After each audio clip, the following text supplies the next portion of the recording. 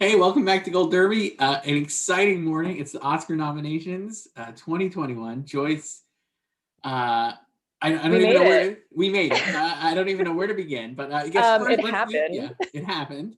Uh, Priyanka Chopra Jonas and Nick Jonas read the Oscar nominations. I thought the production was great. Everything seemed really great. But Joyce, I wanted to start first impressions of these nominations before we go through the major categories and the snubs and surprises.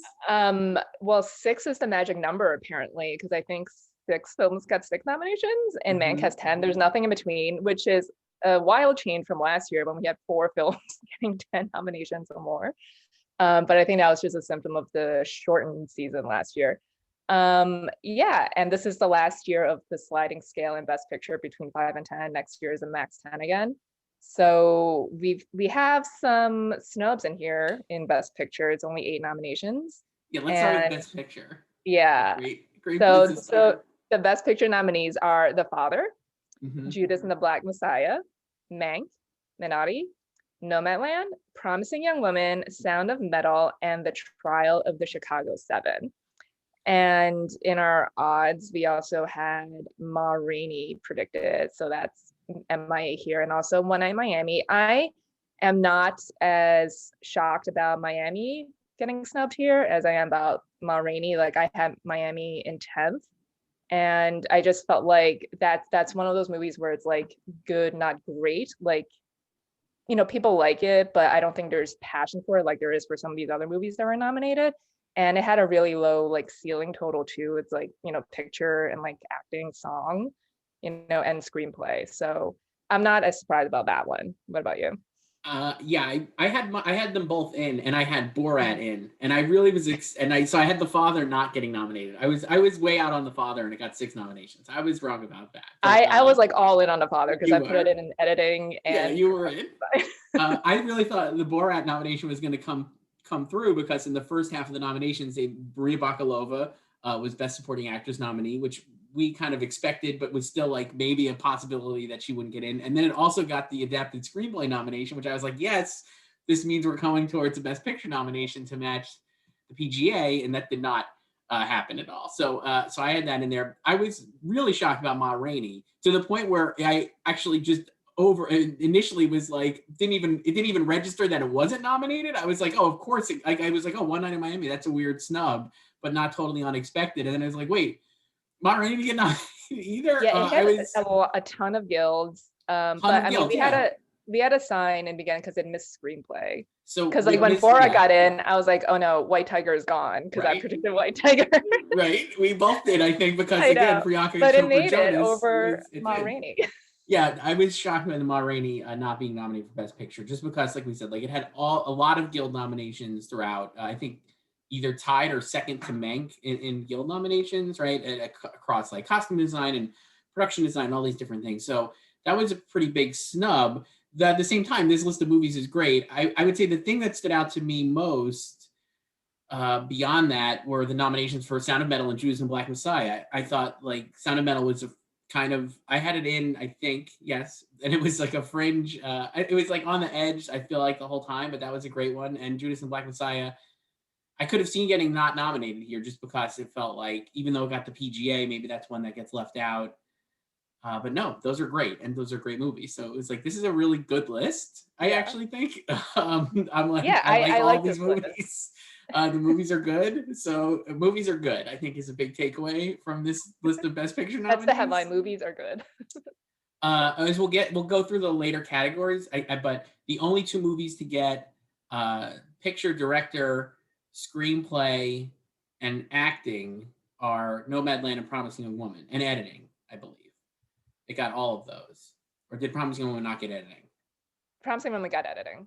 So Minari didn't get editing. so I think those are the only two movies with all of those like kind of boxes checked off. So if you're like looking for like possible frontrunners, I mean Nomadland is obviously still the frontrunner. I think that Yeah, there's Promising Woman, Nomad has shown no weakness no. anywhere yet, Yeah, and it got 6 nominations, all expected. It didn't overperform with like a surprise David Strathairn nomination or like a Best Sound nomination, but it didn't underperform either. It's totally locked in. yeah, But Promising Young Woman potentially. I mean, I guess we'll see how the second phase here goes, or third phase, or whatever phase we're in, because the Oscars are not until spring, and It's still 6 weeks away. still so many weeks away. It feels like it's been 6 weeks away from 2 months. Anyway, but yeah, so that's a possibility for Promising Young Woman, which we'll get to here. As in the Best Director race, I think not surprised, because we kind of did. You end up predicting this because like we were talking how the DGA and Best Director don't match. I know, yeah. I just went with the DGA 5. Like we talked about this last week. I was annoyed they nominated my Oscar 5 because they don't usually match. But so I kept it because I didn't know who to replace Sorkin with. Like, we talked about how he was most vulnerable, and that proved to be true. So he was not nominated, Aaron Sorkin, which I think really dings the Trial of Chicago 7 Best Picture case, even though we've seen listen, Green Book won. And so did Argo, right? I guess that would be the two comps, but I just don't feel like that will repeat here. But I put Regina King in as like a Hail Mary in place of Sorkin. I just was like, oh, she got the DGA nomination for Best First Feature. That was my like rationale, but clearly wrong. And it ends up being Thomas Vinterberg for another round, which we had speculated as a possibility, doing like the Euro auteur vote. Yeah. European auteur vote. Usually that's been a thing a few times. So he gets nominated for another round. Michael Haneke. Right. In the Ben Affleck year. Yep. Mm-hmm. So the other four nominees totally chalk: David Fincher, Lee Isaac Chung, Chloe Zhao, and Emerald Fennell, Promising Woman. Two women for the first time. Two women for the first time ever. Chloe Zhao would be the first woman of color to win Best Director, when she does win, because she's going to win. She had 4 nominations, which is also a record. I was like going into a deep dive of that. She has nominations for Best Picture, because she's a producer, Best Director, Best Adapted Screenplay, and Best Editing. It's pretty great. I think that's why I love those kind of like accumulating Oscars. She could actually win. She could probably win all 4. She could. I mean, editing is her weakest, I would say. But she's like likely to win the other 3. Yeah, and I do feel like the editing in Nomadland is underrated, because for all the complaints about it, not having a plot and being aimless, like I don't think anyone will ever say it's like slow. Like it's like cut at a pretty like quick clip, and it keeps your interest, because you're still like following like Frances McDormand, like what is she gonna do next, even though you don't really know what's I was driving around in a van. I was just talking about this with a buddy of mine, and I was like, that movie, I was like going in like not the type of movie I normally like, right? Like it just straight up, like it's just like, oh, like it, like the Terrence Malick vibe, I'm just like not into it all. And I like was expecting that from Nomadland. I watched it twice. It's just super watchable. It's great. I think it's like so well done. Like it's not just like I mean, no kidding that it's great. It's really well edited, and it's not like flashy editing. No, it's just incredibly watchable. Editing. It does not drag at all. It just is like very. I wouldn't call it. I don't know. I wouldn't say it's like an It's like a weird movie to say, oh, that's an entertaining thing to watch, because it's like it's about trauma. No, I think it's just well edited. It's kind of like Spotlight, even though Spotlight has more of a plot, I guess you would say. Yeah, I agree. Like, I think it's like really well, very watchable. So that's a good editing nomination for Chloe Zhao. But that Best Director again. I think another round. I think more people will obviously probably check out now. I believe it's on Hulu if you're watching and want to go check it out. The other 4 we've talked about for a million years, and she's going to win. So it doesn't seem like there's a lot here. That was totally shocking. But of congratulations, Chloe. Yeah, congratulations, Chloe Zhao. Aaron Sorkin, again, I think he was hurt because he's a screenwriter and people still think of him as a screenwriter, and he got nominated for Best Original Screenplay. And I think the directing of that movie, while I love that movie, I think it's great. And again, very watchable. It's not like the thing you're like, what a great directing job he did. I just don't think it's well directed, but it's not one of those directing jobs where you would pull a lot of number 1 votes, which is like what you need to get the nomination. It might make your top 5, but I think that was his issue here. And then the snubs here would have been, I mean, we just said like Regina King, but her, One Night in Miami is kind of knocked out, but she had been like talked about as a possible nominee. Darius Martyr for Sound of Metal, I have to imagine came pretty close to a nomination because it did so well. It got 6 nominations of Best Picture, so I feel like he was right there. And that movie, I think, is again like lower, like it's a great directing job. Like I feel like it's comparable at least to like, there's a real point of view to that movie, and I think it's just this like great movie, kind of like Promising a Woman in that way, where I'm like, oh, you're watching somebody who has, and Nomadland, where you're watching these movies where it feels like there's a very much an auteur stamp on them. But so I would assume he just missed, and no Spike Lee, which I almost went down with that ship, and I almost just kept putting him in. You were just gonna go. I mean, Da 5 I've still got Da 5 Bloods. Still got a nomination today in score. And so. I did not expect to get score, and I got to be honest, when I saw it got nominated with Terrence Blanchard's score, which is great. I was like, oh man, Five Bloods, maybe it's in here, maybe, because that was like not. I don't think a lot of people predicted that, especially over like Tenet or any of these other bigger. Yeah, movies. I think the consensus was like Midnight Sky. I mean, I had The Little Things. So. Right, we talked about this the other day. You had Little Things. I think I had Tenet in there instead of Midnight Sky. I think we both kind of thought Midnight Sky was DOA. Because it just wasn't showing up anywhere. It did get one nomination though, I believe. But there was the Five Bloods for best score. Great job, Terrence Blanchard. It's a great score. Yeah, and it's good because he didn't get his first nomination until for Black Klansman, so now he's gotten two. Right. So now let's go to the acting categories here. We'll start with Best Actress because I'm just reading off a list here, and that's first. Completely, I got 5 for 5 on these. I don't know if I think you did also. I mean, I think most people did. It had been like, the very obvious contenders: Viola Davis, Andra Day, Vanessa Kirby, Frances McDormand, Carey Mulligan. I mean, the only mystery here is who's going to win. So I've been thinking a lot about this, and I think Frances McDormand is going to win. I'm going to switch to her third Oscar. I think she's going to win her third Oscar. I think that Viola Davis not getting that Ma Rainey not getting on with Best Picture kind of really dings. I feel like. I mean, I feel like she's been on like the sliding like trajectory for a while because performance of that movie way, and I don't think, I mean,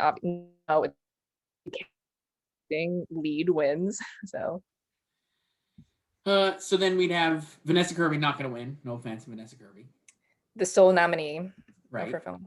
And then you have Carey Mulligan, Frances McDormand, and Andra Day. Now, Andra Day could very easily win, like we've talked about, but the Carey Mulligan is the favorite, and I could see her easily winning, but I just think that, I don't know, I just think Frances McDormand is going to win. I think Nomadland wins Best Picture, and they're going to be like, and Frances McDormand wins Best Actress.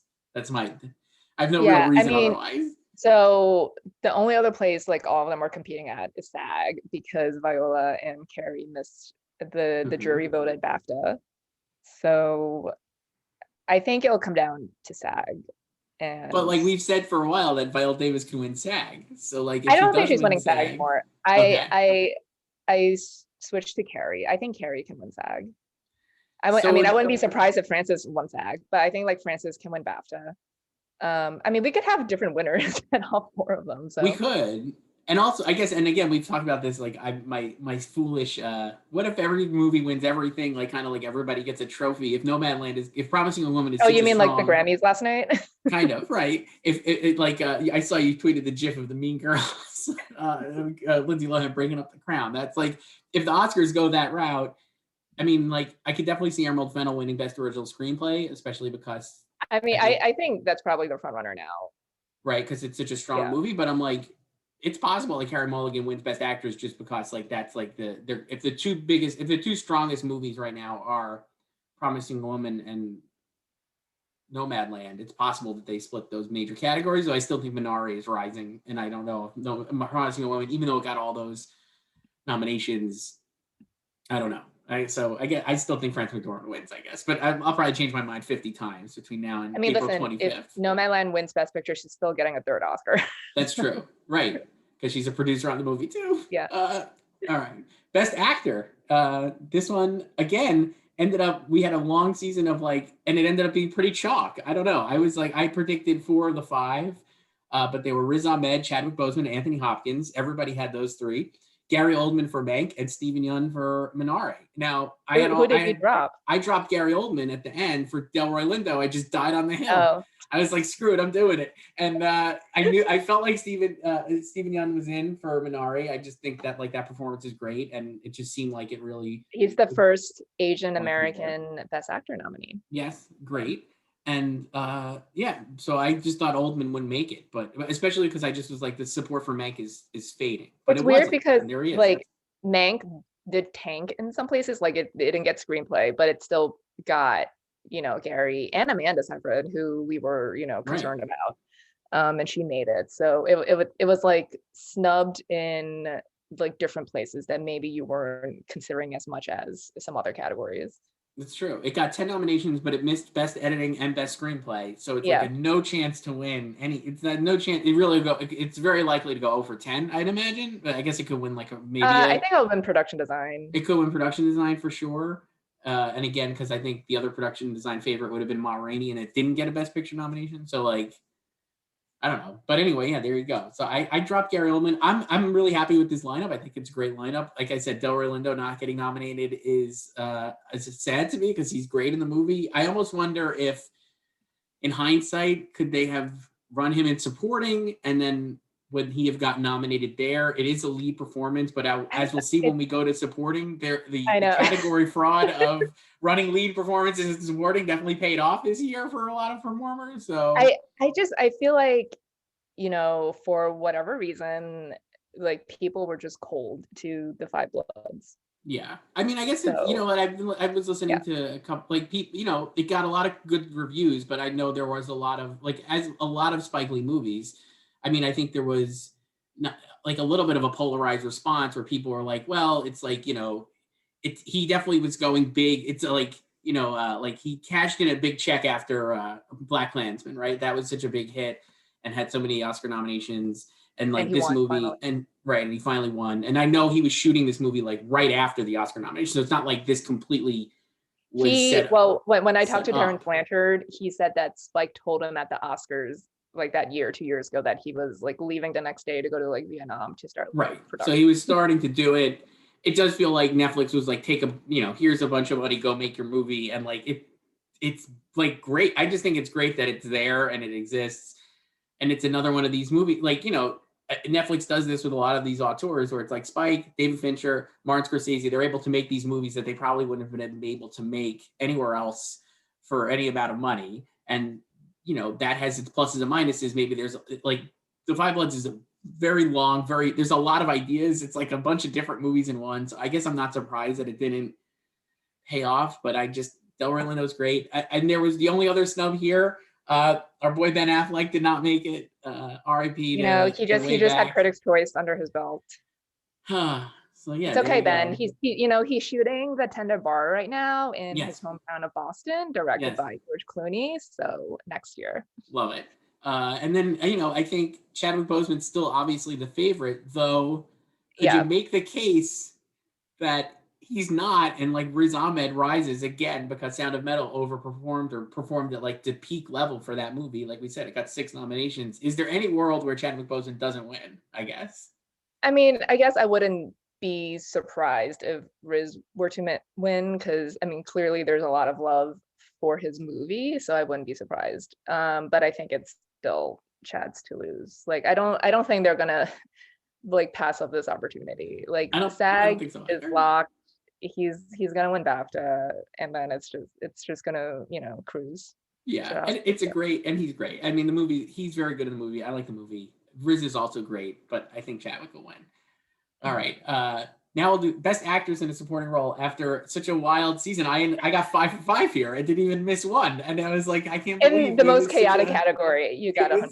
Yeah, it was so chaotic, and I felt like it ended up being pretty chalk. The nominees were Maria Bakalova for Borat, Glenn Close for Hillbilly Elegy, Olivia Colman for The Father, Amanda Seyfried for Mank, and Yoon Young, I'll get that right eventually, I promise, for Minari. And I think she's going to win. I still have her winning. So I still have her winning. Yeah, I mean, this is another category, just like in lead actress, where, you know, we could have different winners everywhere.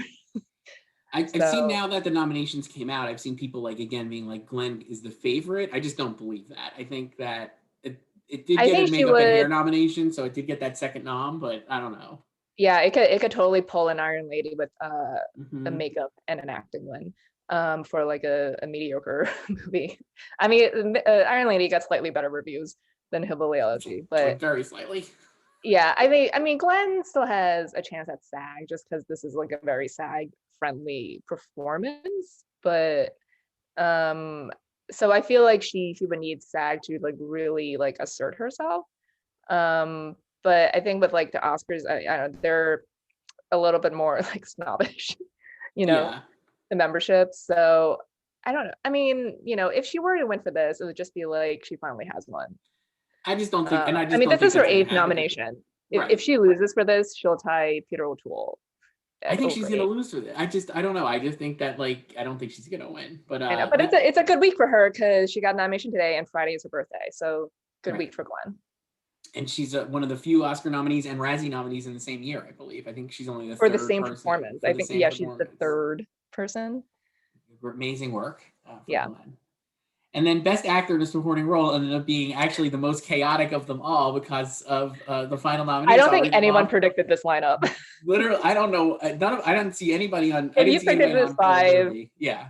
Like go get a lotto ticket right now. For real. So it's Sacha Baron Cohen for Trial of Chicago 7, Daniel Kaluuya for Judas and the Black Messiah, Leslie Odom for One Night in Miami, Paul Raci for Sound of Metal. You were weighing on Paul Raci all year. You stayed with him and he got nominated. I knocked him out. I had him in and out. So rude. Knocked him out. Bad idea. Should have kept him in. And then Lakeith Stanfield for Judas and the Black Messiah. This is the best nomination of the whole day. I was so excited about this. Like after they said Paul Raci, I was like, who's after him? Like alphabetically. Right.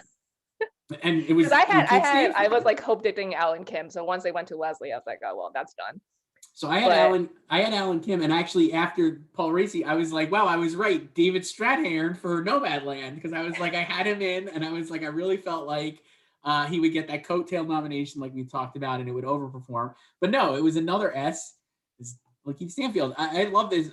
First of all, I don't think they campaigned him as best supporting actor. No, he was campaign and lead. So they pulled a reverse Kate Winslet. Yes.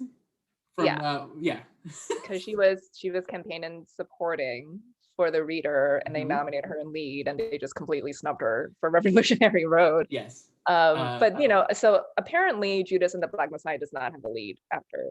No, or a lead performer, because Dominique Fishbag was also campaign and supporting. I guess if you have 2 supporting performances, if you have 2 leads, they're actually both supporting, which and it's not an ensemble movie like Trial either, where you can make a case for everyone being supporting. Well, maybe if they're both leads, if they're both the whole movie, then they are supporting. I don't know, but they cancel each other out. They're supporting each other.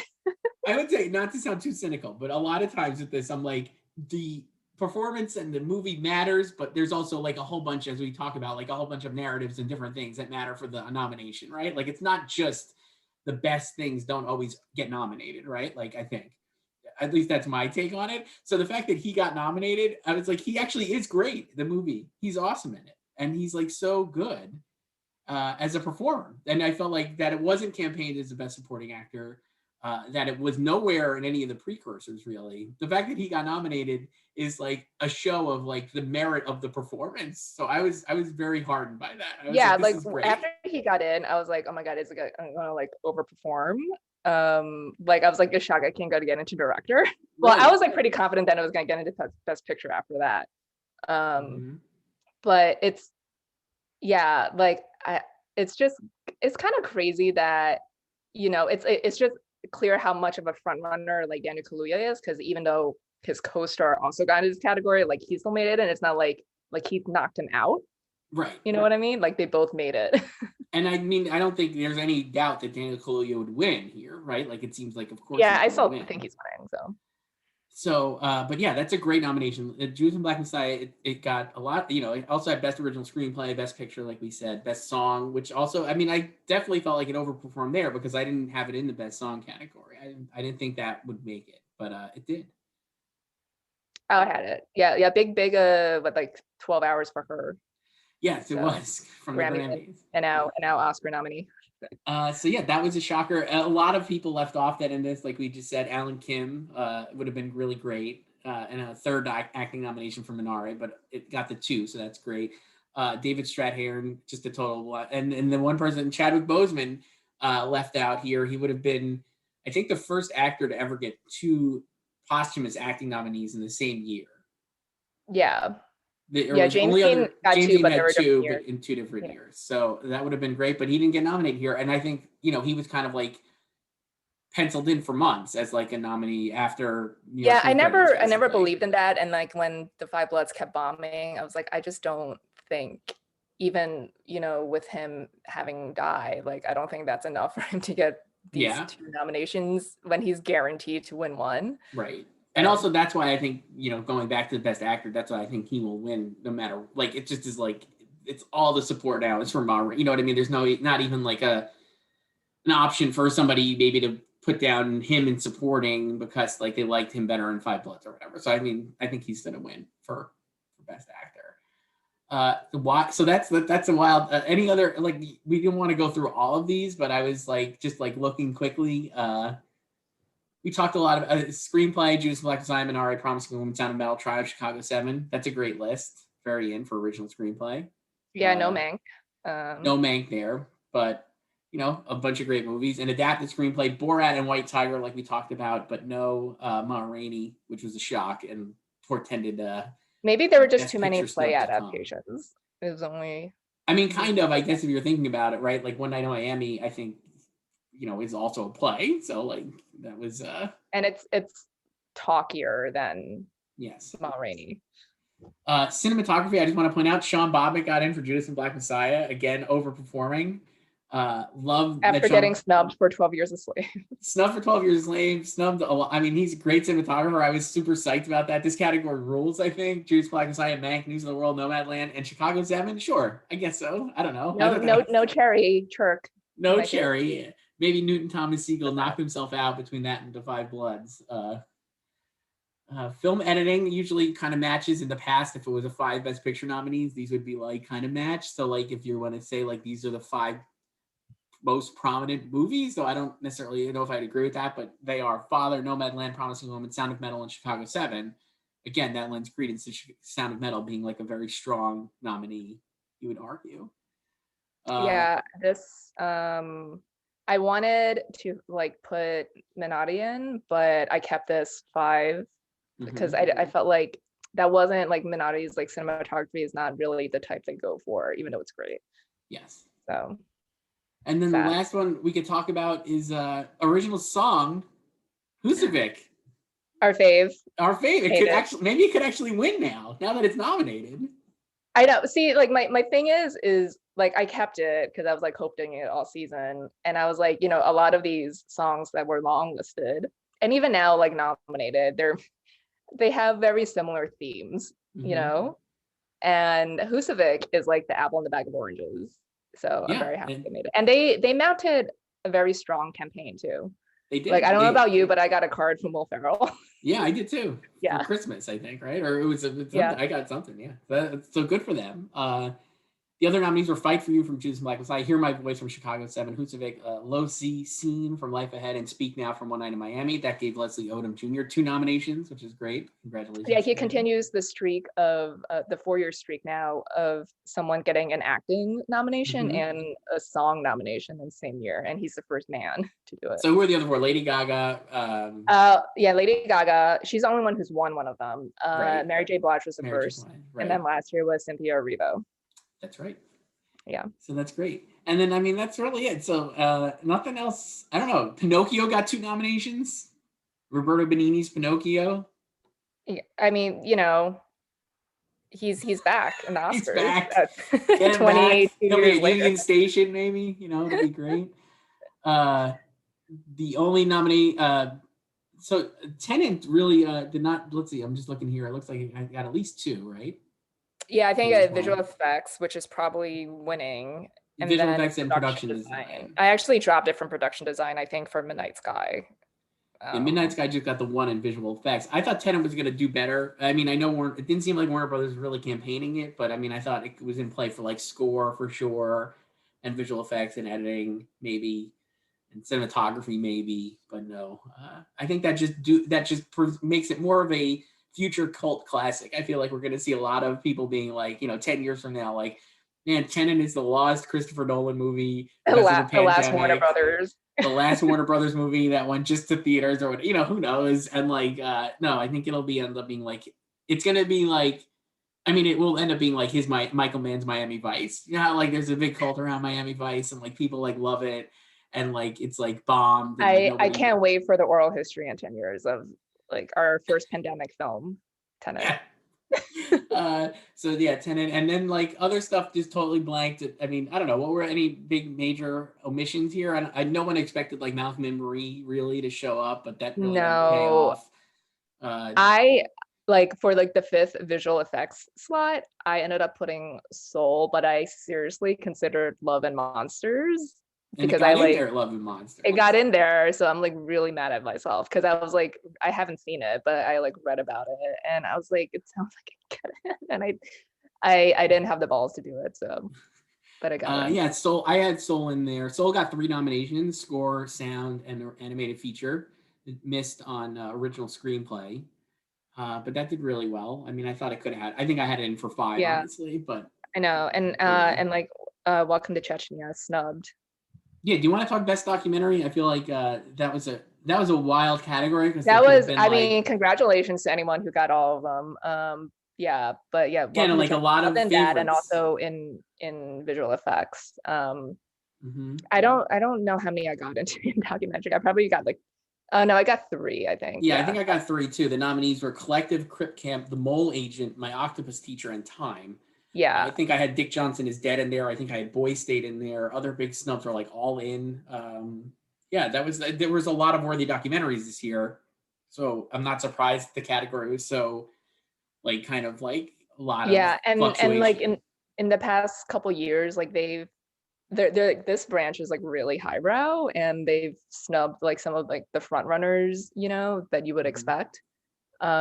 So so I was like, I still predict the Time, but I was like, I would not be surprised if Time were snubbed here because they also don't like archival footage, Mhm. which is like, you know, what Time is basically. But I felt like the subject matter of Time was also important enough that they would vote for it. So So so do you think what do you think is going to win here?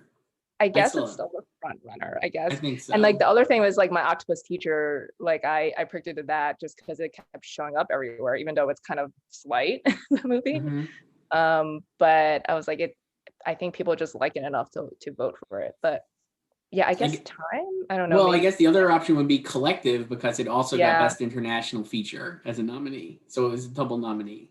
yeah, I just like it's this is the second year in a row with like Honeyland Hmm. last But year that too. doesn't mean Honeyland didn't win, right? So that doesn't really Yeah. necessarily mean anything. Any other? Well, that's a really. I mean, like this is great. I mean, like we said, like 10 nominations for Mank. Everything else got 6 nominations.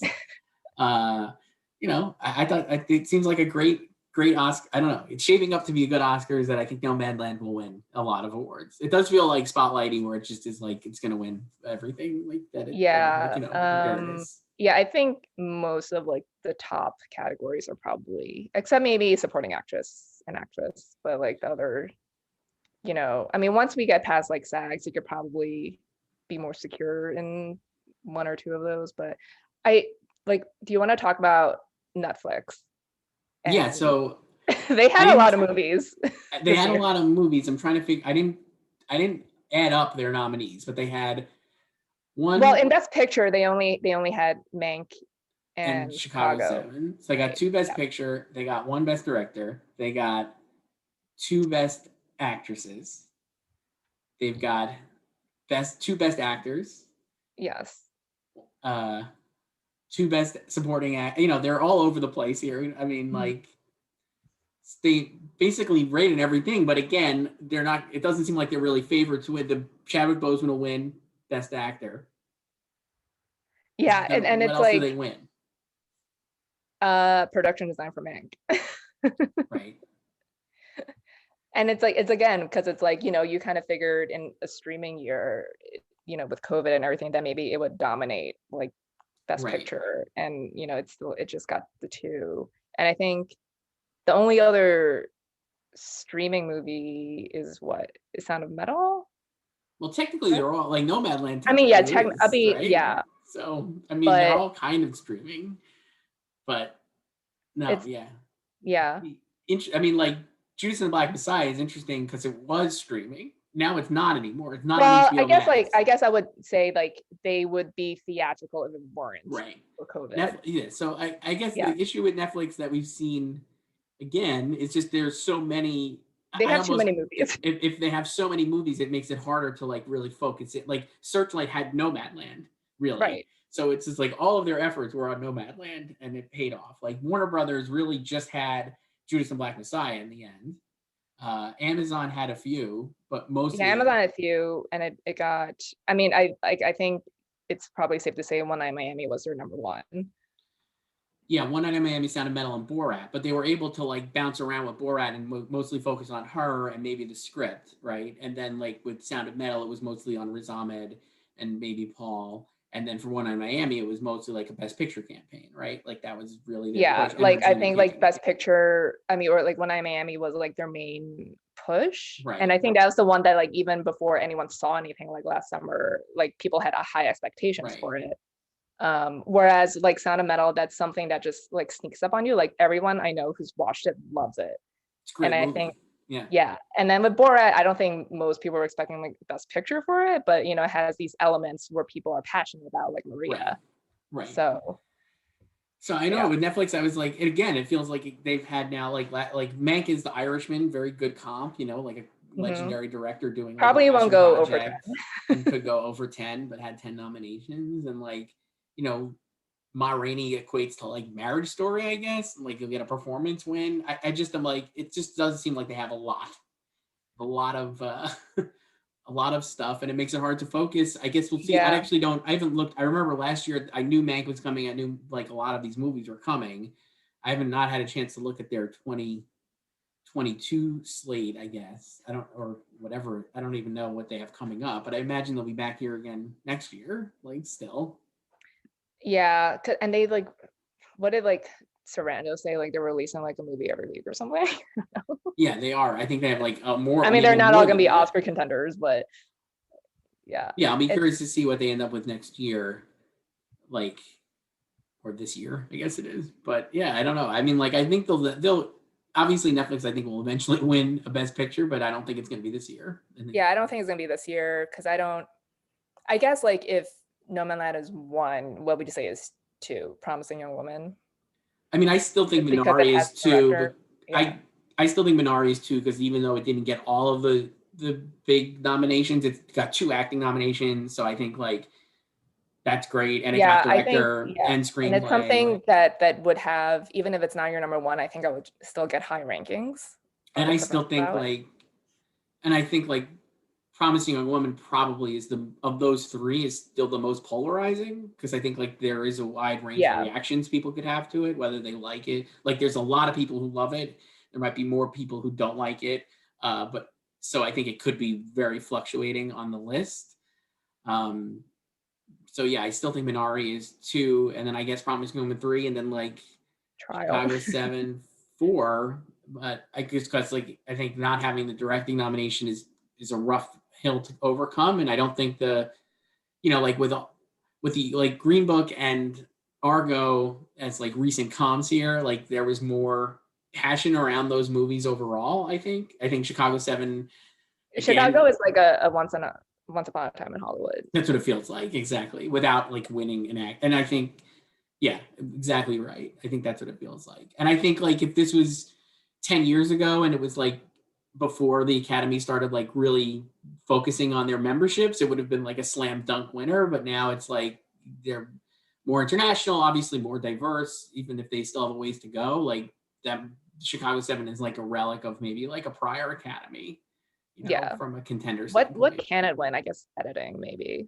I mean, like it would have been a favor for best screenplay. I still think that like it's a contender there for sure, but I do think I would probably predict Emerald Fennell to win because I think that's again too much of like Yeah. a he already, And there's no they real usually reason. they usually pick really good winners in original screenplay. Yeah, Not always. they pick really good winners and they pick like usually again because Green Book I think won original screenplay, right? Yes, over The Favorite. Yeah. So like not always, but like they usually pick cool winners. They usually pick like movies Like that aren't gonna win original Best Picture concepts. too. Yeah. You know what I mean? Like it's like they'll pick like the cool movie that won't win Best Picture, like Get Out won Best Original Screenplay for Jordan Peele. So it's like it didn't win Best Picture. So like the Promising Woman winning there makes a lot of sense, and I think like giving Emerald Fennell her getting that Oscar makes a lot of sense. And there's no Aaron Sorkin already won an Oscar, and it's like Yeah, but then he could have one in each category. true, but I don't think Yeah, there's enough of a narrative for that. yeah, like I feel like there's no like urgency Right. to There's give no, him that's the another. word. There's no Yeah. urgency to give him another Oscar. And I think like even fans like myself of Aaron Sorkin, who I really love, uh, this is like, it's great. It's great. I love the movie. I love his script, but it's like not like he doesn't need an Oscar for that. Like Steve Jobs' script is more fun, maybe. You know what I mean? Or at least more inventive. And he didn't win that. So yeah, I don't know. I I mean, think like I could even see him being third here, like behind Promising Young Woman Minari. and Minari. So Yeah. So then we'd end up with an Oscars with Nomadland Best Picture and Best Director, Promising Young Woman potentially Best Actress and Best Screenplay, Minari maybe Best Supporting Actress, uh, Chadwick Best Actor, Judas and Black Messiah Best Supporting Actor for Daniel Kaluuya. That's pretty good. That's spreading the wealth, I think, across like the top categories. mm-hmm.